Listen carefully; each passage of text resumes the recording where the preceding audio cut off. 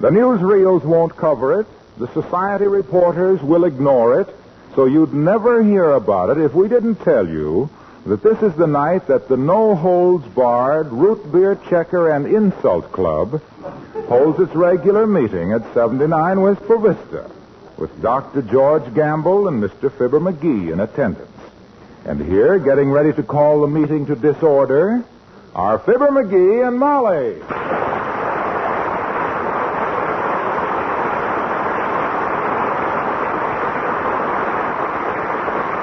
Now, let me see. I got ashtrays, checkerboard and checkers, glasses for the root beer, salted peanuts, scorecard, towel. What do you need the towel for? Mop up with. Doc always starts arguing and banging his fist on the table, and the root beer slops around like Lake Erie in a high wind, and I have to mop up. Very touchy guy, Doc is. I've always considered Dr. Gamble a very even-tempered man. Him? Even-tempered? He goes to pieces like a club sandwich with a loose toothpick. Hey, what else do we need here?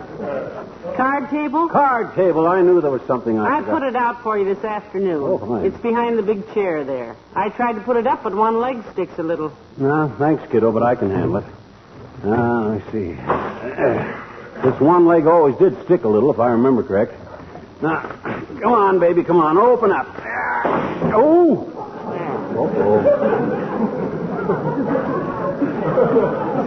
Busted her off, clean as a whistle. Well, there goes the old card table, Snooky.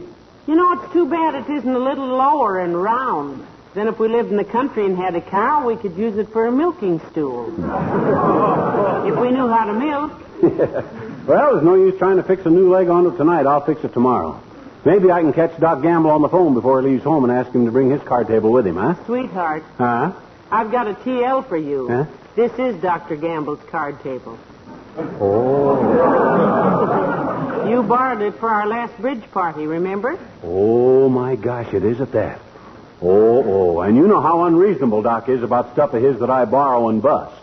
I better get this dad-ratted thing fixed before he gets there. He's liable to... Oh, my gosh, is that Doc? Don't let him in. I told him to be here at 8 o'clock, and it ain't 8 yet. Tell him to go away. He's got no right to trap me like this when I'm in trouble. Relax, dearie. It's only Mr. Wimple. Oh. Come in. Oh, hello, Mr. Wimple. Hi, Wimp. Hello, folks.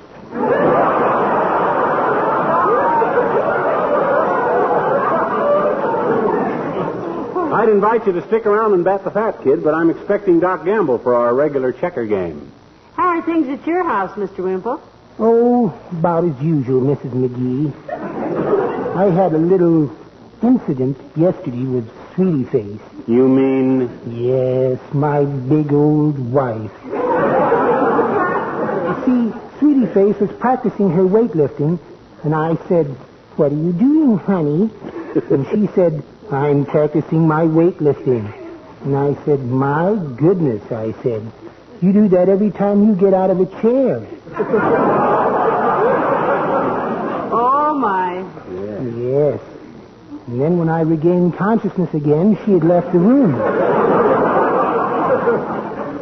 So, I bolted her 200-pound barbell to the floor. A situation fraught with peril, if I ever heard of one. What ensued, Wallace? Well, it was very interesting, Mr. McGee. Yeah? Sweetie Face came in, flexed her biceps, adjusted her gym bloomers, and tried to pick up the barbell. Yeah. She tugged and tugged and tugged, and she couldn't raise it an inch. Wow. Then she took a deep breath, gave a terrific heave, and suddenly, with a horrible snapping sound, it gave way. Wow. The barbell or the floor? Her girdle. My gosh. Yes. Sweetie Face hasn't been let out so fast since the Girl Scouts found her smoking cubebs in her pup tent. Well, I've got to be going now. Goodbye. So long, dear.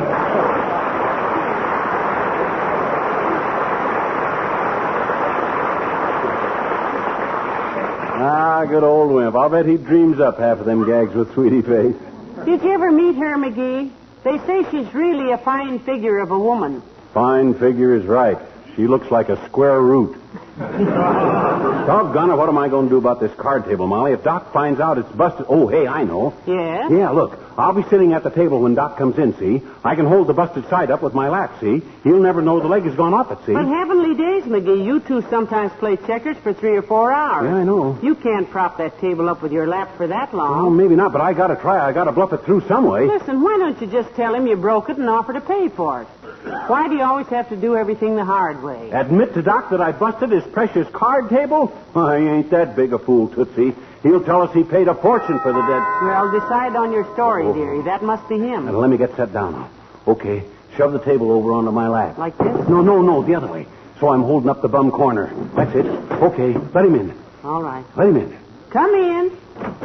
Oh, hello, Dr. Gamble. Hello, my dear. Oh, hi, Doc, old man. All set up waiting for you. Come on over and sit down. Attaboy. Well, how's everything, Doc? Everything copacetic at the old splint foundry? Hey, Doc. Are you sure you feel like playing checkers tonight, my boy? You appear a bit feverish. What are you trying to do, snide wide? Save yourself a beating? That does it, muscle bustle.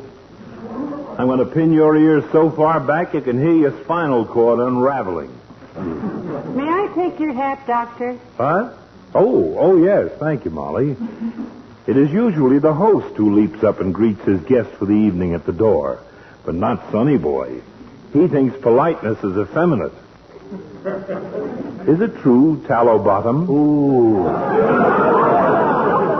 Is it true that the citizens of Peoria got together and burned down the barn you were brought up in? No, it isn't. And if you want to play checkers, get with it. Come on, play checkers. That's a strangely sensible suggestion coming from you. Let's go. Which color you want, red or black? I'll take black. McGee. The visiting player has the first choice of color. Since when? Since the game was first invented by the ancient Egyptians some 2,000 years ago.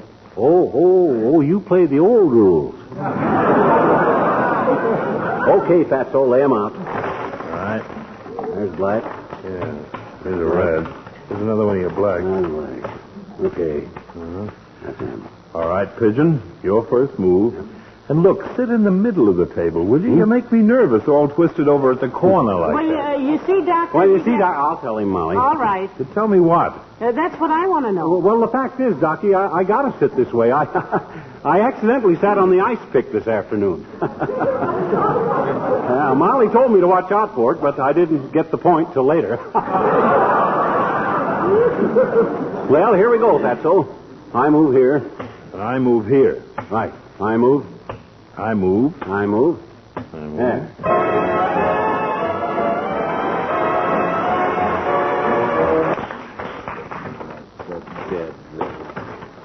Finish another game, boy? Yeah, that's 7 games, Molly. 4 for me and 3 for the doctor. What do you mean 3 for me? It's 4 for me. I won that last game. You did? Yeah. Oh, my gosh, of course you did. Ha ha.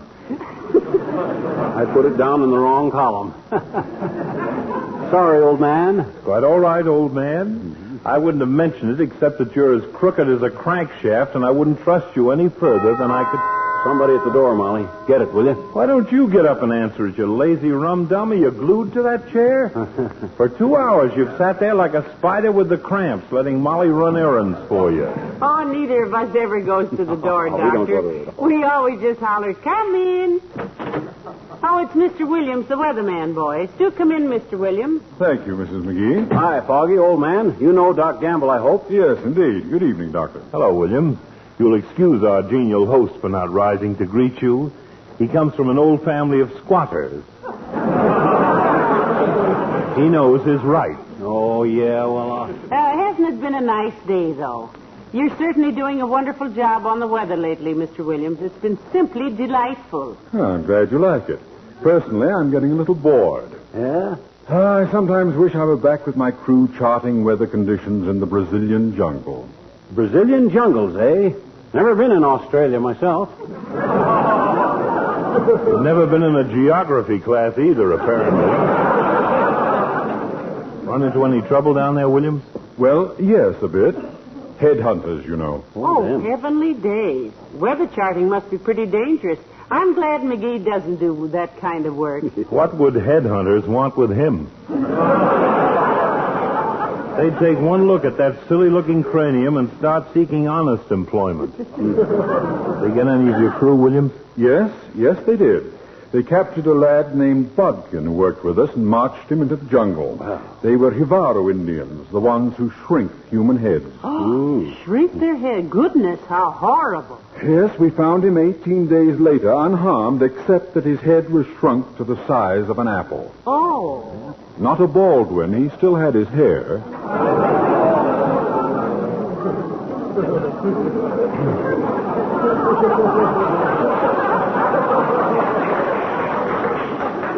Well, when we returned to the States, he made so much money in sideshows and movies that he became quite wealthy. What's money when you got a head like an apple? Look who's asking.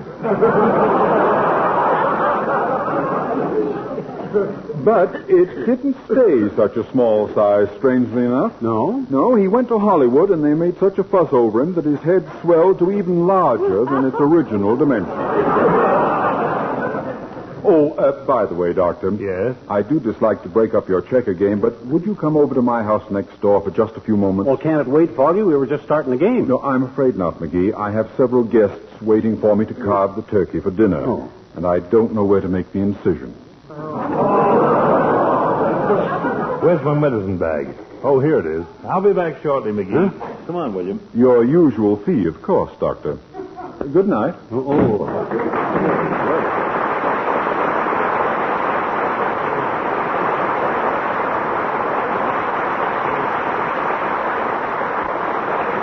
Brother, am I glad to get Doc out of here for a minute. My legs are so sound asleep, my calves are snoring. Here, let me hold this table while you get out and stretch a little. Thanks. Is that better? Ah, boy, that is better. Boy, what a relief.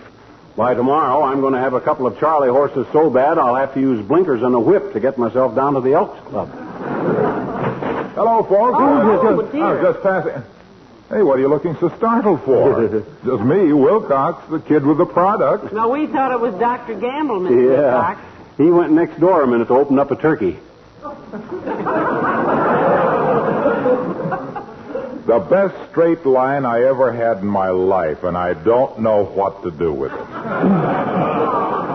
You're not bowling tonight, pal? Nope, no bowl tonight, pal. This is his checker playing night with Dr. Gamble, Mr. Wilcox. They've just finished. Answer the phone, will you, Omaha? It's right behind you there. Okay, pal. McGee's residence. Dr. Gamble, no, but he'll be back very shortly. Get the number, Mr. Wilcox, and we'll have him call back. Yeah. Who's calling, please? Who? Mrs. Clatterhatch. Oh, hurry. Oh, tell her Doc Gamble will call just as soon as he gets back here. I can't hear. Okay. Oh, what was that, Mrs. Clatterhatch? Backache and general weariness? Oh? Well, I'm not a doctor, Mrs. Clatterhatch, but I know what a lot of women do for that. What does he know? They eliminate that old-fashioned down-on-the-knees floor scrubbing. Oh. What do you mean, how? Don't you know about Johnson's self-polishing glow coat? Oh, this is malpractice. Well, if the sales figures are any criterion, Dr. Wilcox has a pretty large practice. The company told me. Well, here's that how it works, Mrs. Clatterhatch. With glow coat, you just pour a little out on your linoleum, spread it around with a long-handled applier, and let it dry 20 minutes or less to a beautiful, glittering sheet of perfection. Yeah. No rubbing, no buffing. Why, certainly, Mrs. Clatterhatch, it's Johnson's glow coat. G-L-O-C-O-A-T. That's right. And another thing, Mrs. Clatterhatch, it helps restore the color. And you... Whoa, waxy, hang up. Oh, all right. I'll have the doctor call you, Mrs. Clatterhatch. What? Oh, you're quite welcome. Goodbye. Dear, dear. Gee, imagine a housewife not knowing about glow coat these days. Oh. Mr. Wilcox, aren't you getting on dangerous ground prescribing for backaches over the telephone? Nope. I've not only prescribed, I've cured them. Thousands of them. Well, I knew a guy had a backache that you couldn't have cured. It was organic. Organic, eh? Yeah, he was an organ grinder. And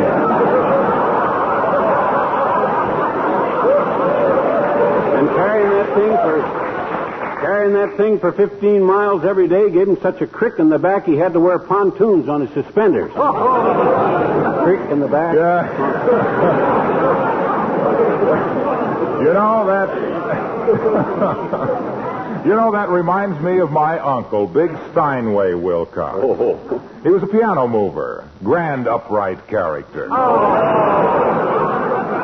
What happened to him, Mr. Wilcox? Well, he took the job because he loved music. Had a wonderful voice, as good as Carmen Lombardo any day of the week. Then he had his accident. Yeah? A piano fell on him from a 13th floor window. Heavenly days. That's an unlucky number of floors to have a piano fall on you from, I guess. Well, you know what? What? Ever since then, he sings flat. Ooh. Well, I better get back to the office. See you later, folks.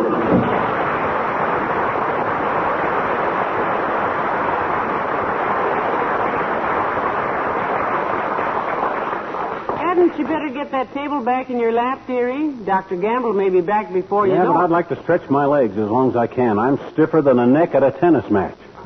Oh, my gosh, here he comes. Oh, wait, Doc, don't come in yet, Doc. No. Hi, mister. Oh, well, I'll be... Hi, Teeny. Hello, Teeny. Hi, Miss McGee. Well, I thought you were Doc Gamble, Teeny. Gee, I don't know why. He's lots fatter than me. Yeah, he isn't half as cute, too, either. Hey, where are you going, Molly? I'm going out and make you boys some sandwiches. Oh. Make yourself at home, Teeny. Thanks, Miss McGee. Ah, there goes a good kid. Hey, what you doing, mister? Watcha. I and Doc Gamble are playing checkers, sis. You know checkers, of course. Oh, sure I do, I betcha. Willie Toops went horseback riding in the woods last summer, and he came home just covered with checkers. Covered with checkers? Sure. Gee, they put turpentine on him and alcohol and everything. Yeah? Willie says they dig right into your skin. Oh, those are chiggers, sis. Chiggers. Why, who's coming? No. I mean, what Willie had was chiggers. These are different. These are just little round pieces of wood painted red and black. Here, take a good look at one of them. Oh? Yeah. No legs. No. Well, these things wouldn't bite anybody, I bet you. Why, certainly not. Perfectly harmless. Oh. Oh, boy. Have I ever got the goods on Willie, though? He thinks he got bit all over with little round pieces of wood. He'll buy my sodas all spring, or I'll tell everybody in the 3rd grade. Uh-huh. And it won't be long, either. Spring is almost here, you know. Oh, you think so, eh? Sure. I was passing your house this morning, and right out on your front lawn, with its little head bobbing up and down, what do you think I saw? A robin? No. Willie Toops' dog. He was bearing your morning paper.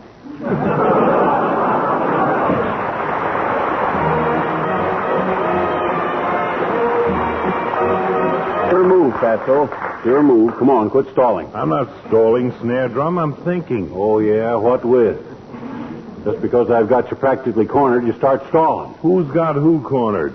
There. Huh? And there. Ooh. And there. Oh. King me, pigeon. Oh, 3 men. That was good, Doctor. When he plays checkers with me, he's a little over his head, that's all. I feel like Bobby Riggs playing tennis against a fat lady with tight slacks and high heels. Go on, move, stupid. Okay, Chowderhead. I'll move here. So I'll move here. And I'll move here. And here. And here. Oh, and no, you don't. You can't move that man backwards. Put it back. Put what man back? That one right there. Okay, but I already took 2 men. Put him back. Okay, hard loser. Wanted to see if you were on your toes, that's all. It's your move. Come in. Oh, it's the old-timer. Hello, Mr. Old-timer. There. Your move, McGee. I know it. I'll move here. Hello there, kids. What you playing, dominoes? Never seen any round dominoes before. Must be a new kind. They're playing checkers, Mr. Old-timer. Oh, now don't go pulling my leg, daughter. I've played plenty of checkers back in my FBI days. Your FBI days. I moved. Were you FBI, Mr. Old-timer? Yep, farm boy from Indiana. Used to sit around the firehouse all day long and play checkers with the firemen. But we didn't have no fancy equipment like that. Played it with beer bottle caps.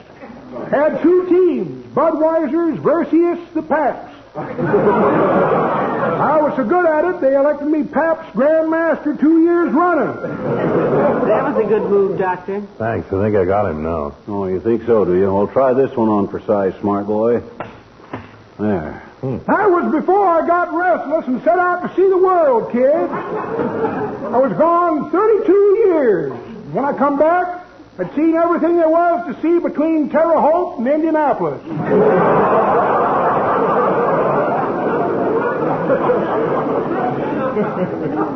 I think I got him now, Molly. What do you think, Doctor? Well, let me consider the situation a minute. Let me see. I move here. He moves there. Never forget one time I was bumming my way on a freight train and got locked into a car full of sheep and goats. No sooner got out than the cops picked me up, and I got 30 days in the sneezer charged with fragrancy.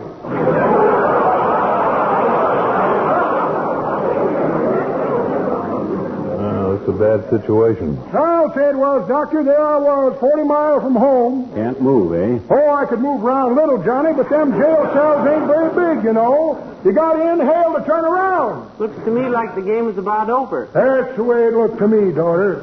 Then I happened to remember I had a little bottle of soup with me I bought from a bank robber for just such an emergency.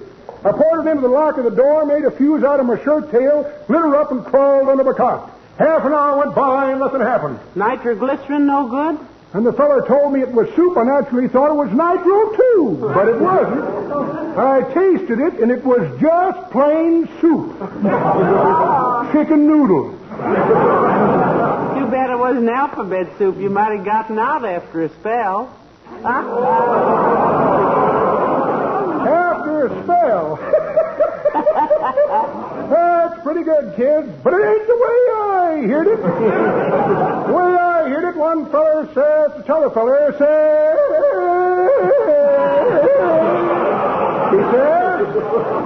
you know what's the difference between Lana Turner and a trip to Paris? No, says t'other feller. And who cares? Nobody's listening anyway. So long, Dakota.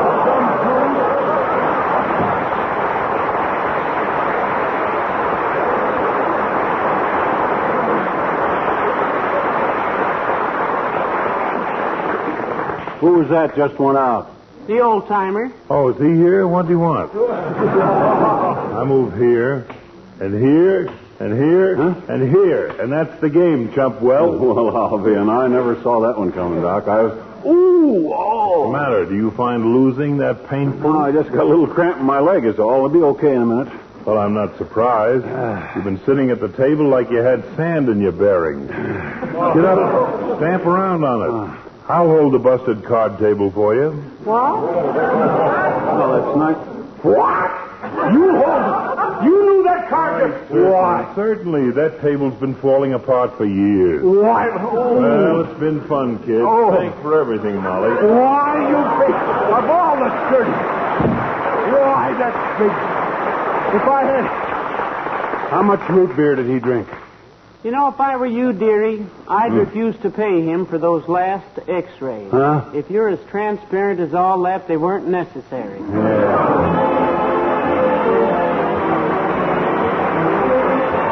Oh, boy, it feels good to stand up and stretch a while. I'll bet. Am I ever glad to get up off of that chair? If I'd have sat on it any longer, I'd have grew there. As a matter of fact, you have grown there. Huh? I had to let out your slacks again this afternoon. Yeah, but what that got... Oh, good night.